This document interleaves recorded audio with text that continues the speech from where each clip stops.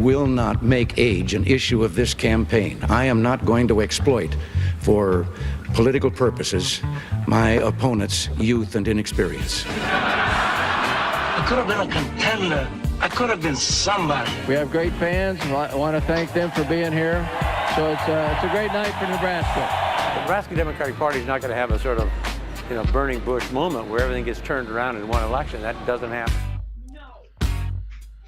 Good morning, good afternoon, and good evening. I'm mckoy, and this is Point Counterpoint Omaha on the 29th day of August. Let's get it started in here. Let's get it started. Let's get it started in here with a real quick note on congratulating the Nebraska. Let's get it started in here with a real quick note on congratulating the Nebraska for last night. Is there anybody else in the room, Larry? That includes you. We act like you're in the room. Oh, okay. That thought it should have been a blowout? No, I didn't see a blowout coming. I mean, Nebraska was 7-6 last year. Cincinnati was 5-7, so their records last year weren't that much different. They both were pretty average teams. I predicted a 10-point Nebraska victory, and I would have been vindicated if Rule hadn't made that decision to go for a 4th and 2 at midfield early in the third quarter. That was a blunder in my estimation. They should have punted the ball and pinned them deep. Okay. Did you watch? I watched, and it was like watching paint dry to me. I'm a Husker, do or die, and I am always going to root for my team, and I am always going to be that person. But I didn't see a lot of effort. I didn't see a lot of that person. A lot of I didn't see I didn't see the team. Yeah, it just seemed like they were showing up for a practice that they didn't really want to do. Yeah. I just was not impressed. I think it's funny. And was his name Herzog? Yeah, the guy that made the interception in the end zone to seal the victory. Yeah, but didn't the thing he did before that was pass interference call that helped Cincinnati move the ball down the field. I will respectfully disagree with my good friend Dorsey. I think the efforts there, they're just not that talented. They're just not that good, and they didn't have the talent to make some of the plays. I mean, at times, Cincinnati's O-line pushed around her D-line. We have a very green and inexperienced D-line, so I think it's a talent issue and a lack of experience issue more than anything, quite frankly. Well, and that might be true. I mean, I need to make sure that, and I probably spoke out of turn insofar as I probably needed to investigate a little more of the talent. But I do miss the days where, we had the walk-ons and we had teams that weren't and Osborne made them. Yeah. Right? So that's just where I'm sitting right now. But, it's the first game, and I need to sit here and be quiet and stop complaining. You can say whatever you want. I think the team is overhyped. I think people's expectations were too high. Really? I mean, all these people are saying they're going to win 9 or 10 games, go to the college I have not heard playoff. that. Oh, I've seen it. Have you heard that? All Okay. over the place, All yeah. I've heard is that he always explodes on his third year as coach. and this is it, right? Right. But I have not heard anything about everybody thinking we were going to blow the lid off of stuff. Well, okay, cool. I mean, Rule, optimism is wonderful. Rule in his third year at Baylor and Temple won 10 games, and so a lot of people are predicting a 10-win season and a major bowl game, a potential playoff berth. I'm in a picking contest for the Huskers. I have been for years. I predicted 7-5, and I think I'm the front runner to win the contest. I've won it 4 out of the last 5 years because I've tended to be the most pessimistic member of the group, and wanted to surprise if you win. Just a trophy and a pat on the back. Oh, it's just. All right. Larry, did you have anything to say about this? Well, I don't watch football. There aren't enough home runs in it. Oh, okay.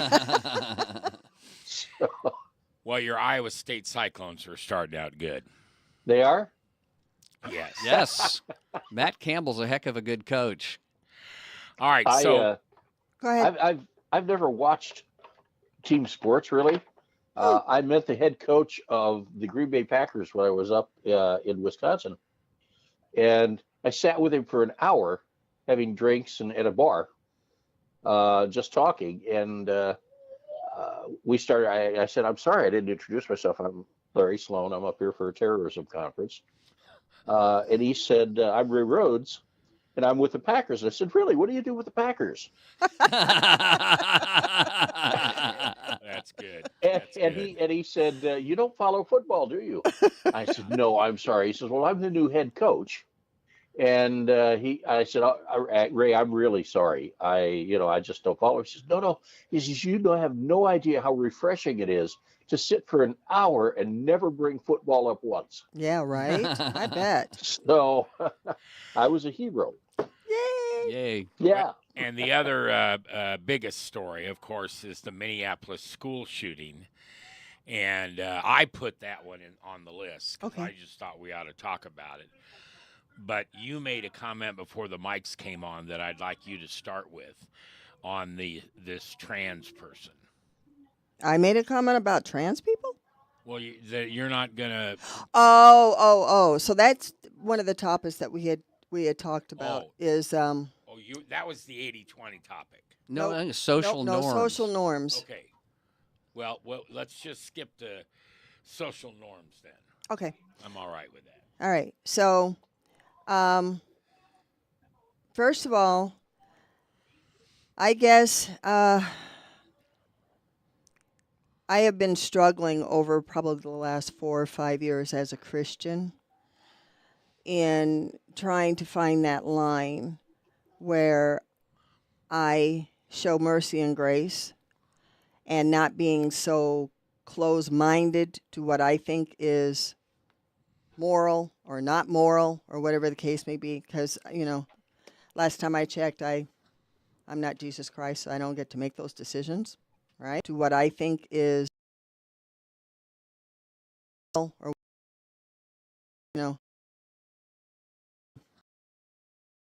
don't get. I confused you for him one time. I know, right?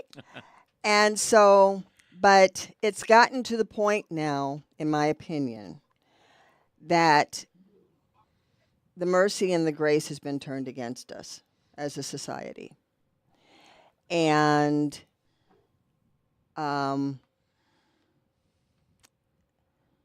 I struggle with the fact that, gosh, what is it, the last 10 or 15 mass shootings have all been trans people. And I have the statistics in my phone, and I'll send them to you after the show. I have them in my phone too. Okay. And and that's neither here nor there. My struggle with this whole situation is, as a human being, the last 4 or 5 years, I have been told what I can and cannot say in public. Mm-hmm. And it seems to, depending on the subject, follow either gender lines or race lines. And I'm over it. And I'm not doing it anymore, right? It is not acceptable to me that if you, as a white male, can't use the N-word, I don't believe anybody on my side should be able to use the N-word either. I've always felt that. Okay? Yeah, it's terrible. And so, but I'm tired of being placed in certain pockets, in certain groups, in certain circumstances, and being told that I need to respond according to that group, right? Yeah. I can be a Christian and still say that I don't believe that transgenderism is a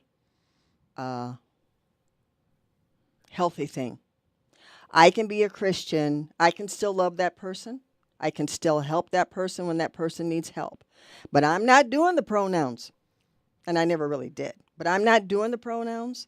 I am not going to validate deviant behavior.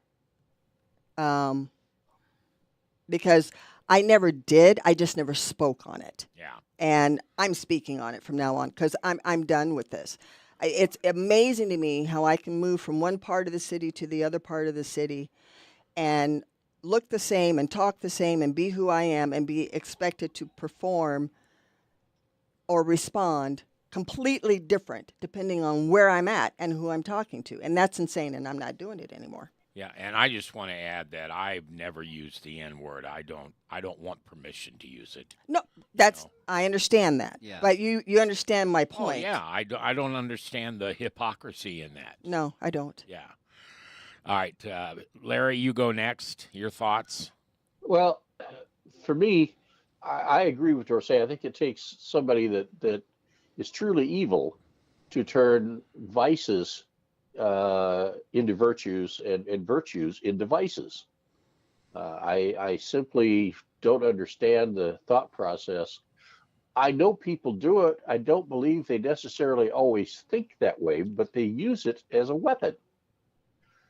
Even if they don't believe it themselves, it's a handy stick to beat somebody with.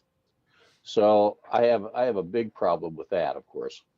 The race thing, I've been fortunate to have a great number of good friends from different races, everything all over the country or all over the globe, because of being in the martial arts. And we always find common ground. I fail to see again why people continue to use that that particular term as an epithet. It just doesn't make sense to me, knowing the people that I've known in my life. So yeah, I have to agree. I'm really tired of people using what I consider to be a virtue as a stick to beat me with. Mm-hmm. Dennis? I don't really have much to say about it because I don't really know what it's like to be a conservative and have these views. I guess my perspective on the thing is I just believe in love and respect and tolerance. That's very important to me. One of my oldest friends is a woman. She is transgender. She was a boy when we were growing up. I've known her since 1964, and she had the operation when she was in early 20s, and her family supported her and stood behind her. She had a great relationship with her family, and I'm still very good friends with her. She's a very lovely person. She played violin in classical orchestras, some prestigious ones, before she retired. I sent her a text yesterday. I was in Wahoo to give a book talk on my Senator Robert F. Kennedy book, and at the local museum they had a display on Howard Hanson, a famous classical composer who came from Wahoo, Nebraska. Sent her a text about it, had a nice exchange. So I just kind of believe in love and tolerance and acceptance. We have a lot of different people in this world, and I just think we need more of that. That's all I can say. Yeah, so she went from a boy to a girl. Correct, indeed. Does she use the boys' bathroom or the girls' bathroom? I have no idea.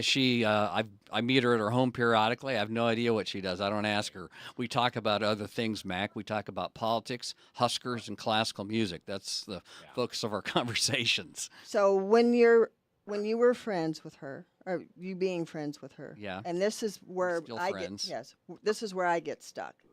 Okay. She sounds lovely. She is. She sounds lovely, but I'm quite sure that she didn't walk around with her finger in your face telling you, you will address me as this, you will accept this, you will do this, you will do that. That's what I object to. Okay. I just haven't seen that, Dorsey. That's That's what I'm out of my saying. experience. Well, it has been mine. Okay. And that's what I object to. You live your life. You do what you want to do. It's none of my business. But you're not going to sit there and tell me that I'm a bad person and try to cancel me or name call or shame or whatever because I don't see you the way you see you. I work in an environment, and Larry absolutely has worked in this environment, where we work with people around the world with names where we cannot identify if someone is male or female unless we've talked to them. Our default is they. And that way we don't offend anybody one way or the other, right, in a professional setting until we find out if they are male or female or how they want to be addressed, all right? But like I said, where I get irritated is people throwing my Christianity in my face, telling me that I am not a Christian because I don't accept a behavior that I am told that I have to accept, and if I don't, I'm a homophobe, xenophobe, Islamophobe, whatever the case may be. And it's annoying, and I'm not doing it anymore. The thing that I just absolutely cannot stand, and I don't know if we're going to get it fixed or not, but boy, just absolutely get it fixed or not, but boys, girls, and then play against girls in sports. Never. And to me, that's what's so wrong. Well, it's a safety issue at that point. You know, it's a safety issue. Yeah, I don't. And I think all you guys know this. I am not a big fan of the term free will, and I'm speaking from a Christian standpoint here. The Bible doesn't have free will in it. What it does have is sinful nature. And I believe that a person who wants to identify in a way different than God said they should be or created them, they're not really sinning, except I get in trouble, but I'm going to say it because I mean it. We all have sinful nature. Well, of course. And that sinful nature comes out, for me, it was 6 years of alcoholism. Okay. Yeah. So, I mean, I understand that. But when somebody tells me that I'm not a good enough Christian because I won't play the game they want me to play, right, that's where you and I agree. Right. You know, if they want to be a trans person, that's fine, but they have to understand that's sinful. When you go against the way God created you, that's where sin comes in. You agree with me, Dan? When somebody tells me that I'm wrong in seeing sin in things that we do, that shouldn't be allowed. It should not be allowed in our society. And that's where I get sideways. Mm-hmm. Because everybody thinks that because you're a Christian, you have to act a certain way. Right. You know, I've got that sheet up on the wall, and I've shared that with you guys before. I'm a Christian because I know I'm not perfect, and I've got somebody who forgives me. Right. That's why I'm a Christian. I don't think I'm better than anybody at all. All right. Do you want to add anything, Larry, or we're going to move on? Well, just real quickly, in the entertainment business we were in when we owned the theater, a dozen years, I had a friend who was an entertainer who went trans. And I've got to be, I mean, he went the full Monty to become a she. And in all honesty, made a fairly respectable female, at least by appearance. And we had an agreement that, you know, I would absolutely respect him, you know, for what he wanted to be called. If he wanted, and he changed his name to Michaela, and I said, look, your name doesn't mean a thing to me. If you want to be called George, I would absolutely respect him, you know, for what he wanted to be called. If he wanted, and he changed his name to Michaela, and I said, look, your name doesn't mean a thing to me. I'll call you by it. That I will respect you for the person I've known for many years. But I said, keep in mind that I do know the difference still, and I can't ignore that. And Michaela was very decent about the whole thing. I understand. And I said, what you've gone the full distance, all the surgeries physically and everything else. So I said, you're obviously committed to this. So I said, as a friend, I'll treat you as you wish to be treated. And in public, if I see somebody that I'm pretty sure is a male, I'm going to call him until I hear differently. Right. Or pretty, and I have no intention of disrespecting anyone. However, I won't be told to believe something I don't believe. I could put a fur coat on. I could glue whiskers to my face. I could crop my ears. I could do my business in a box on the floor. I could eat out of a dish, but that doesn't make me a cat. Oh, I was thinking you were a dog. Well, either. Well, I forgot to add the part where I knock things off of shelves just to irritate people. Oh, okay. That's the one you know.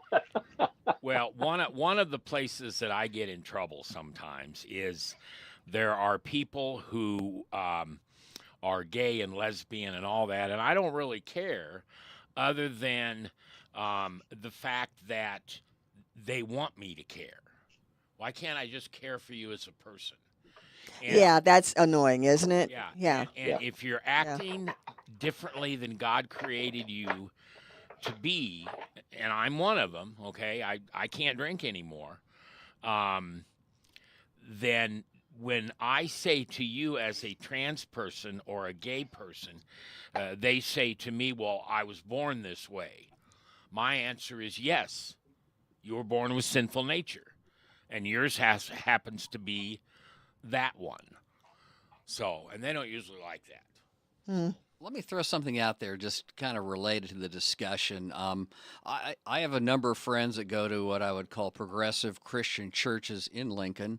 They say on their website LGBTQ people are welcome here, and I have gay friends that go to these churches and they feel very welcome and they're very happy with the church that they attend. So I think other churches have different points of view. I'm not a biblical scholar, but I guess some other churches look at it differently for whatever reason. All right. So let's move on to the 2026 elections. Was that yours or yours? I think it was Dorsey. Yeah. Okay. So, I'm actually going to ask, do you need preference on what I was going to say, or? Say whatever you want. Okay. Just let it fly.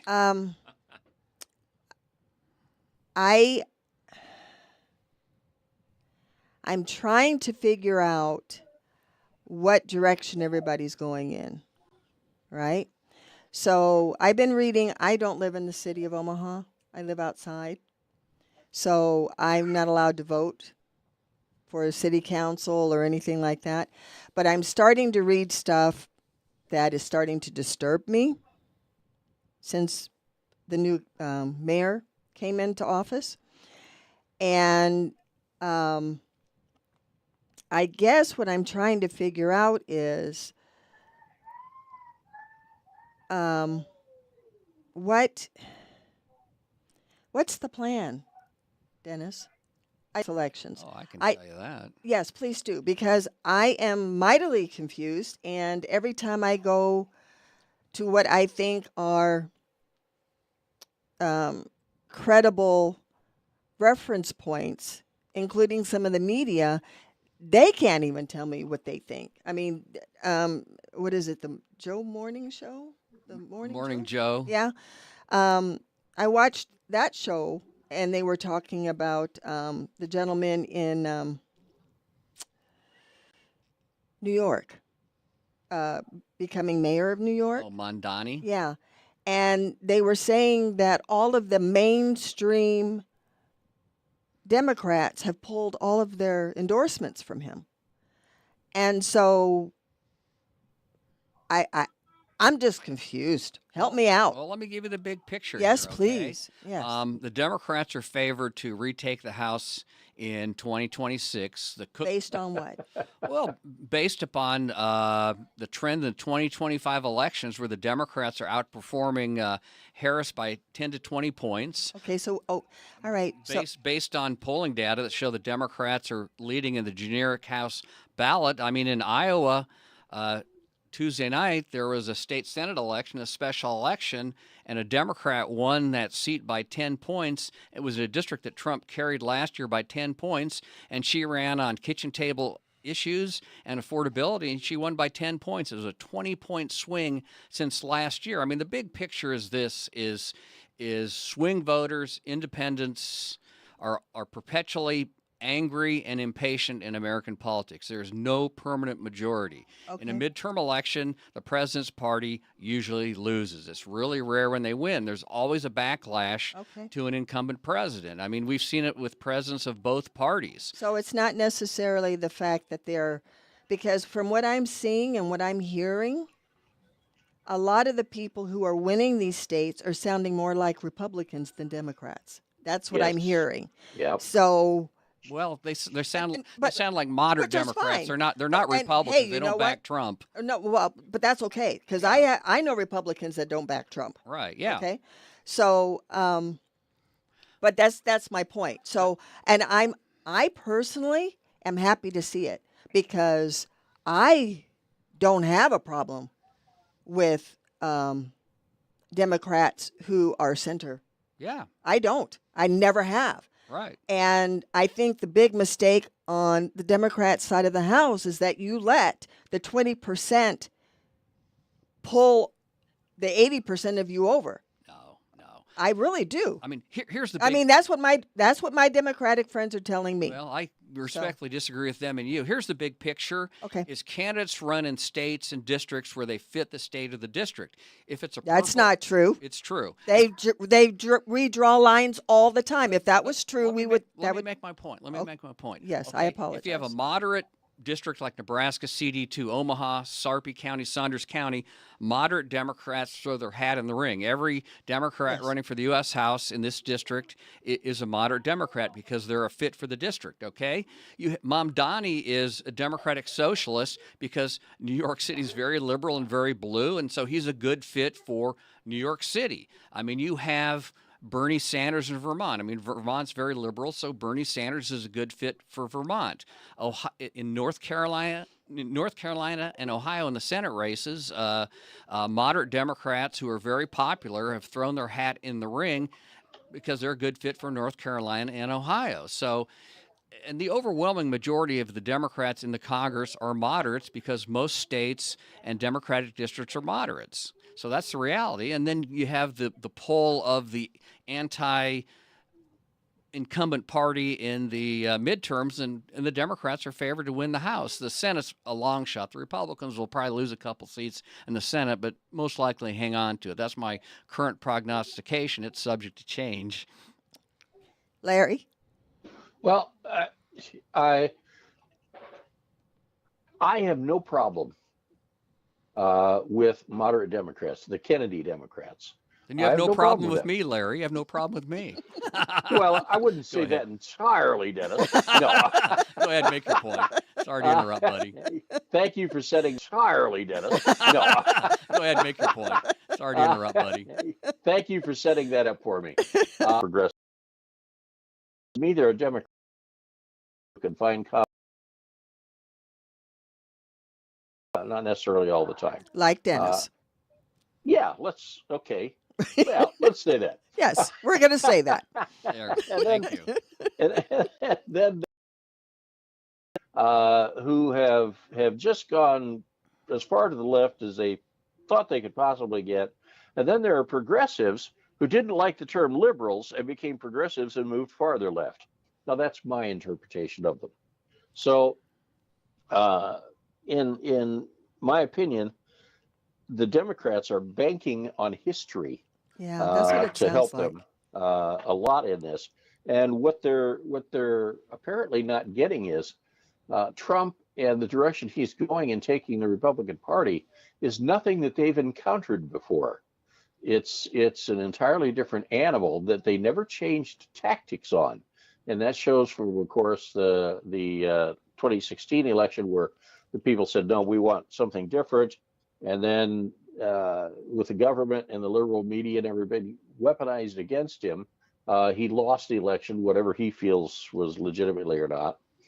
But Trump is only the second president in American history that ever came back from a first term, lost, and then came back again. So the people that elected Biden to replace Trump all of a sudden said, we want the other guy back. Maybe this wasn't such a great decision after all. And that is a very rare thing. And Trump is doing the same things he did in the first election. He's thinking outside the box. He's doing things that are according to law, but are just considered unbelievable and not possible. And then we're finding out that those things are possible. That he's just using existing laws that were passed by Congress. So liberals in 30 states that they track registrations on, in 30 states, Democrats lost 2.1 million voters. And the Republicans in those same states picked up 2.1. It was about an exchange. So there's about a 4 million gain, basically, in 30 states. And I think that's indicative of what's happening. The Democrats, bless their hearts, have gone so far to the other side. They're no longer considered reasonable people, liberals at this point, are no longer considered reasonable people and have taken positions so diametrically opposed to what's good for the American people that they're pushing them away at record numbers. So I think 2026 is going to be a real hard haul, regardless of what they may pick up in the meantime in Iowa. And the only reason that was a victory at all, that it was even, regardless of what they may pick up in the meantime that was a victory, is because that changed to a simple majority. So Iowa had, I think it was, 34 Republicans, and the Democrats turned one seat to take away the supermajority and still hold the majority by huge numbers. Okay. And to do that, they had to involve the entire country's Democrat Party, their fundraising, millions and millions of dollars, and brought in 20,000 volunteers. They call them volunteers, but it makes you wonder, like the riots, who's paid and who's not, to take that one seat that obviously was taken for granted by the conservatives, Right. and didn't do what Democrats did. They were simply out-campaigned. Dennis, I'm going to turn it over to you now for the last word. Well, I would just say the Democrats ran a great campaign in Iowa, and that's why they won. They kicked Fannie in Wisconsin earlier this year. The Democratic candidate for the state Supreme Court won by 10 points in the state that Trump carried by a point. Omaha, John Ewing won a landslide 57 to 43% over a three-term Republican incumbent who'd never had a close election before. So the backlash has begun. The Democrats aren't just banking on history. They're knocking on doors. They're writing checks. They're working it hard. They're going to do what they can to turn it around. And the fact the Republicans want to gerrymander Texas and some other states tells me they know they're most likely to lose the House, and they're trying to mitigate the damage by redistricting midterm, which is fairly unusual. All right, let's move on to a topic that you put in here, Dennis, and that is Trump's crackdown on dissident and political enemies.